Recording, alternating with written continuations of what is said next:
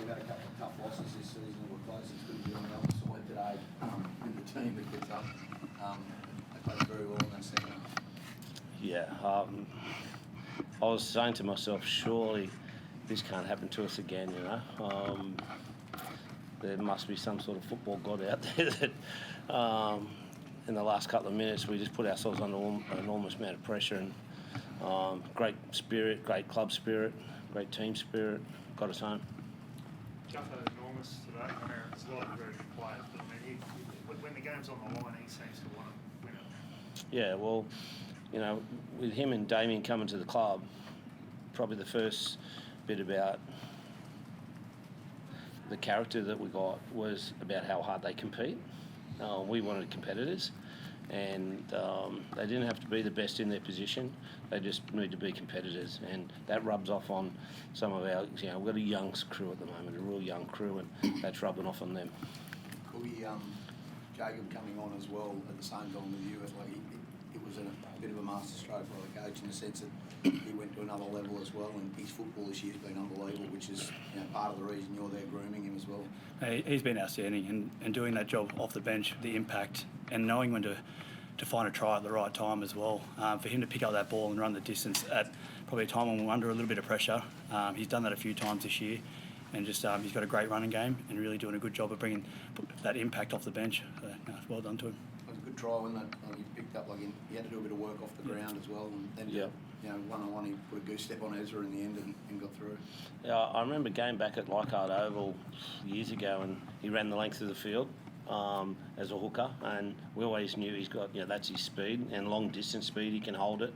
But, you know, Cookie needs a bit of praise there as well. They've been a real 1-2 punch. You know, Cookie has to change his role there. So, you know, and as I said, it's probably a strength of ours that we can have, you know, two hookers of their quality and then also have them on at the same time and not lose anything. Just that about the side, I mean, they put 12 points on when you have 12 men on the field. Like it normally unheard of. You know, you might have been concerned when Jaden went to the bin.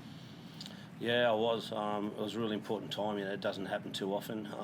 But you know, that's it. Once again, a show of character that they went after it. And I thought we went after it a fair bit. You know, I thought the first one of their tries was a full pass. You know, we're not talking about decisions, but that was a full pass, and then they scored a try off the last tackle play. So we needed to be confident at half time, and I thought we were, even though that we were down. So showed, you know, some really good signs, because we have been in some dark places.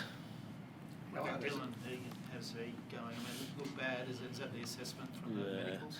Look, I just touch wood that I've seen this before in previous. I remember Gal did one round one of 1 year, and he got back home and had some scans, and it wasn't an ACL, but you know, first signs are that it looks like that. But we just hope that it's not. He's such a good kid, such an important part of our team moving forward. So yeah, let's just hope. How hard's it been? 12-point turnaround in Magic Round, dropping the ball over the line, then field goal last week. How hard has it been for them? I mean, you talk about young side. It's a confidence thing, and you know, you got Cookie and Gutho and those guys who have been through it, Val, but to try and keep the spirits up, try and keep them confident that they can play that kind of footy here. Yeah, you're right, Dobbo. It's winning is contagious, and losing becomes a habit. And you can compete really hard, but just to find that last little bit, you know, whatever it's a percentage or whatever it may be, in this competition is so important. And you know, we competed really hard all year, but we just haven't found that last little bit. A couple of times when we've been 3 games by 1 point, but tonight we found a way, and we found that competitive edge, and we found a way to fight right to the end. And I'm so proud of them. As I said, had 16 men for most of the game, so they fought really hard and away from home. And you know, the opposition have got a fair bit to play for. And you know, I just said to our boys that, you know, they've got some quality stuff. They've got superstars in their team, and we just went out and beat them. Pardon, sorry? How's your head come off? Yeah, no, I'm right. It was obviously the independent doctor took me off there at the end, but it was a solid sort of head clash in there. But I feel like I was with it the whole time. But no, it's good that they're looking out for us there and take us off when they need to.